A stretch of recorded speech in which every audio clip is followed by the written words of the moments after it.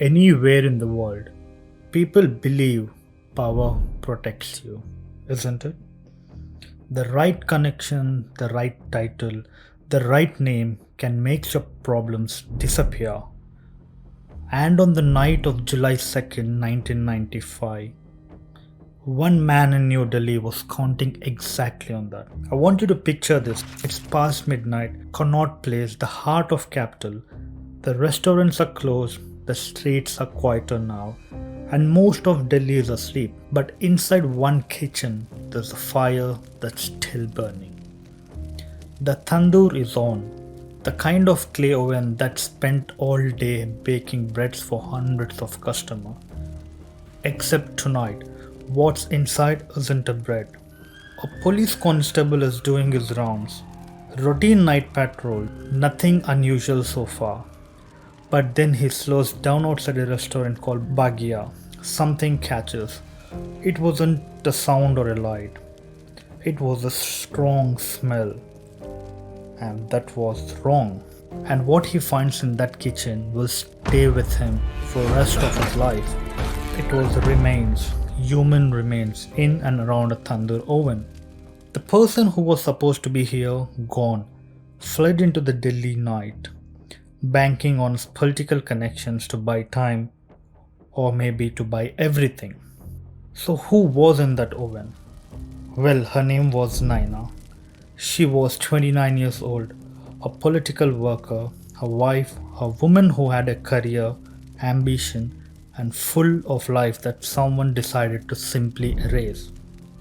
This is one of India's most disturbing crime cases. A murder that exposed what ego, jealousy, and political power look like when they collide in the worst possible way. So, what actually happened inside that house on July 2nd? How did one man think he could get away with this? And how close did he actually come? This is the story of Naina.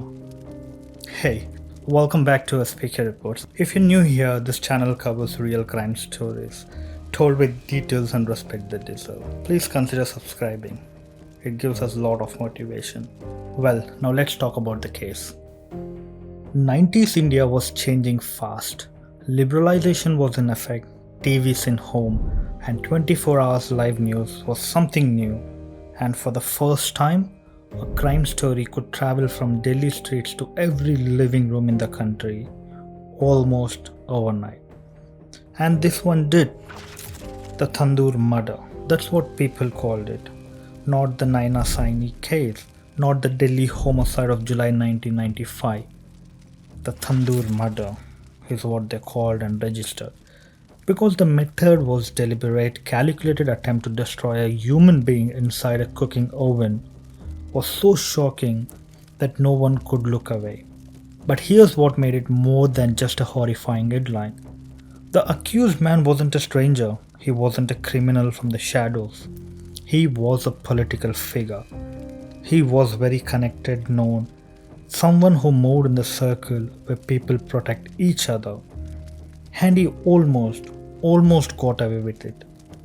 This case isn't just about the night in the kitchen. It's about what happens when power meets violence, when ego convinces someone they are untouchable. And about one woman, Naina, who deserved far better than what happened to her. So let's start with her. Before we talk what happened to her, I want to know who she was. Because in cases like this, the victim's name gets buried under the crime, under the killer story. And I personally think that's not right. Naina Sahni was born in the year 1966 in India's capital, Delhi. She grew up in a city which was loud, political, and full of ambition, and she absorbed all of it.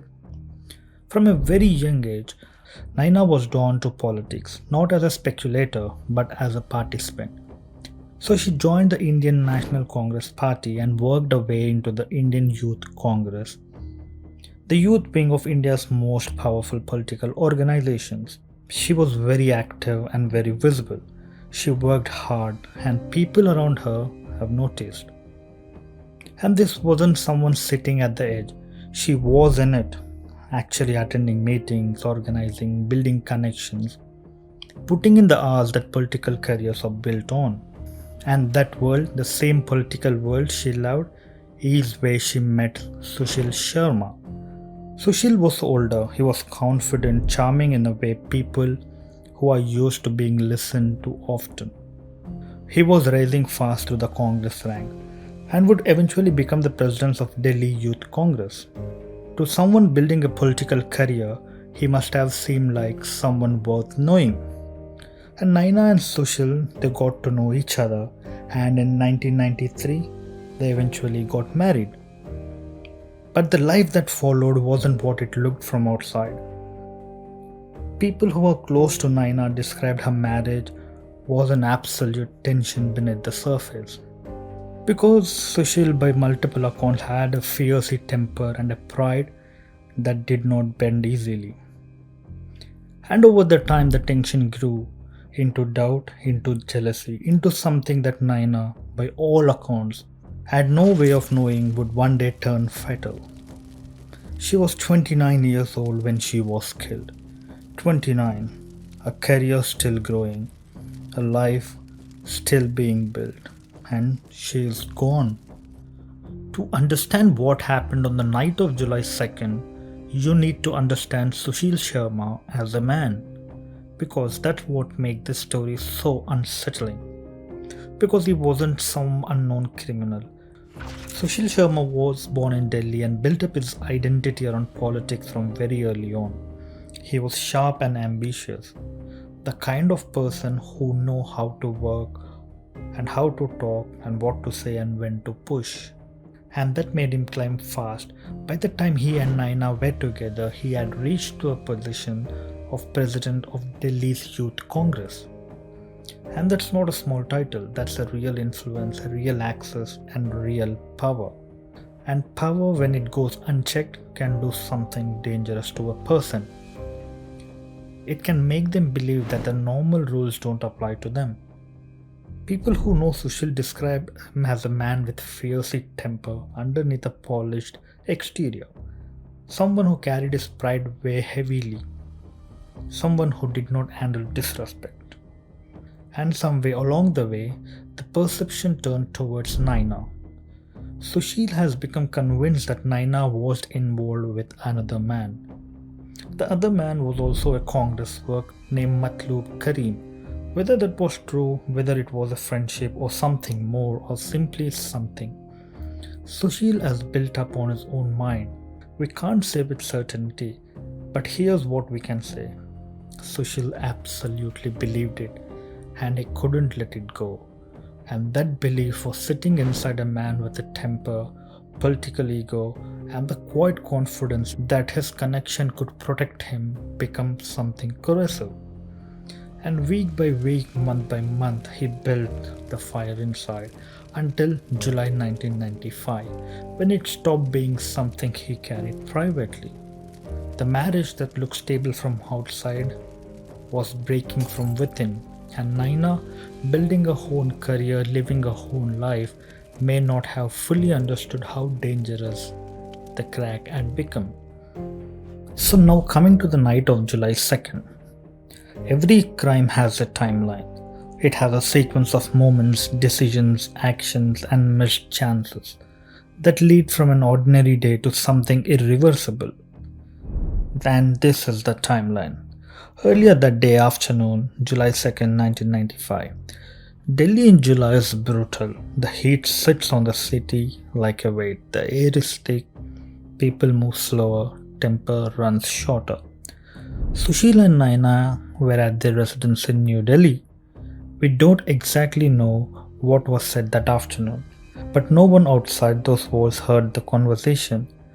But we know from the police record that followed, something happened between them, a confrontation, serious enough that it did not end. Accounts from the prosecution suggest that Sushil had been drinking heavily, and the doubt he had been carrying for weeks, maybe months about Naina and Karim was alive in that room with him. So approximately around 7 pm to 10 pm that evening, the hours between the evening and midnight are the ones we know least about. What we do know is that tension did not cool Whatever was said, whatever accusations were made, whatever was denied or confirmed or simply left hanging in the air is escalated. Sushil Sharma was not a man who backed down. He was not a man who absorbed humiliation quietly and in his mind, whether rightly or wrongly. Late evening, approximately 11 pm. At some point late that evening, as per the records, it was around this hour, Sushil Sharma shot Naina twice. She was shot inside their home. He felt humiliated. That feeling in a man like him was dangerous. Let that sit for a moment. This was not an accident. This was not a moment of blind confusion. A gun was used deliberately. And what happens next is where it gets even more darker. Most people, in the worst moment of their life, they freeze, they panic, they don't know what to do. But Sushil Sharma did not freeze. Within minutes or at most a short time after the shooting, he made a decision which was cold. That tells you everything about the kind of the man he was. He was not going to call the police. He was not going to turn himself in. He was going to make Naina disappear completely. So Sushil contacted employees of Bagiya restaurant, a place he had access through his business connection in Connaught Place. Two men were called, Keshav Kumar and Santosh Kumar. These two men are restaurant workers, men who worked for him, men who for reason the court could later examine carefully came when he called. He told them he needed help, and what he actually needed was help moving a body. So coming to past midnight and early hours of June 3rd, Naina's body was transported from his residence to Bagiya restaurant in the early hours of July 3rd. The streets of Connaught Place were quiet. And inside that kitchen, Sushil Sharma began doing something that would later make this case infamous across the entire country. He has lit the tandoor, the same oven that had spent every day baking breads, feeding people, warming a working kitchen. He used it to burn Naina's body. He has cut a body into parts to make it fit in the oven, and then he fed those parts piece by piece into the fire. I want you to be clear about something here. I'm not telling you this for shock value. I'm telling you this because this detail, this specific deliberate act is what reveals the full truth about what Sushil was doing. And this wasn't a rage anymore. Rage had ended when the gun was fired.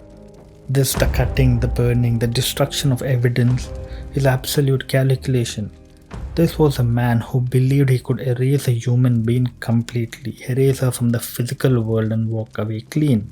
He had political connections, he had real influence, he had access to the people who would help him without asking too many questions.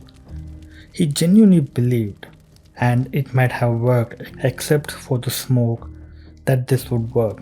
The tandoor was still burning in the early hours of the morning, long after any restaurant should have been cold and dark. And the smoke rising from the back of Bagiya that night carried something with it, a smell that did not belong. Delhi Police Constable Kunju was on a routine night patrol near Connaught Place. He wasn't looking for anything specific. This was just another shift on another quiet night. But he slowed down the restaurant outside Bagiya. Something made him stop. He knocked. He got no clear response, knocked again. He tried his way inside, and when he reached the kitchen, he found human remains in and around the tandoor. Constable contacted his seniors immediately. Within the hour, Delhi police had sealed the restaurant and began processing the scene. And Sushil Sharma was nowhere to be found because he had already fled. But he had left behind one thing he was trying to destroy: evidence and a name. When crime like this happens, the first question everyone asks is always the same: why? Because the how and who is police can piece together from evidence, but the why is what keeps people up at night. The why is what makes you look at someone and ask how a human being get to this point. The prosecution case was straightforward on the motive. Sushil Sharma believed that Naina was having an affair with Karim, a fellow Congress worker. Whether that belief was based on something real, something exaggerated, or something entirely constructed inside his own head, no court ever fully established. But Sushil Sharma believed it completely and obsessively. And for a man like Sushil, a man who had built his entire identity around status, influence, and control, the idea that his wife was involved with another man was not just painful, it was intolerable. This is important to understand because what followed wasn't just a crime, it was one of the explosive moments that erased everything else. The rage was there, but underneath it, there was something colder. Thinking about the sequence of what Sushil did after shooting, he did not call an ambulance, he did not call a police, he did not sit in shock on a floor in his own house. He picked up a phone and called restaurant workers, men he had access to, men who depended on him in some way. He arranged transport, he chosen a specific location, not randomly. A restaurant he knew, a kitchen he had access to, an oven he knew he was there. That level of organization in minutes and hours after killing someone tells you this wasn't pure impulse. Some police and legal analysts who studied this case believe Sushil had mentally rehearsed some versions of it, that the tandoor wasn't a spontaneous idea, but something he had crossed his mind before that night. We can't confirm that, but the speed and clarity of his actions after the shooting is difficult to explain any other way. Fled before police arrived. He didn't stay. He did not act confused or innocent. He ran, which means he knew exactly what he had done and exactly what it meant. When Delhi police seized Bagiya restaurant in early hours of July 3rd, the case that landed on their hands was not a simple one. Yet the physical evidence was sufficient. Human remains, a tandoor, a restaurant connected to a specific man. But that man, Sushil Sharma, was not just anybody. He was the president of Delhi Youth Congress. Multiple accounts from journalists who covered this case suggest there was pressure, which was quite unspoken but real, to move slowly, to consider the political consequences. Whether that pressure directly affected the investigation, the court never established it. But it hung over everything, and it meant that investigators who pushed forward did so knowing the weight of what they were carrying.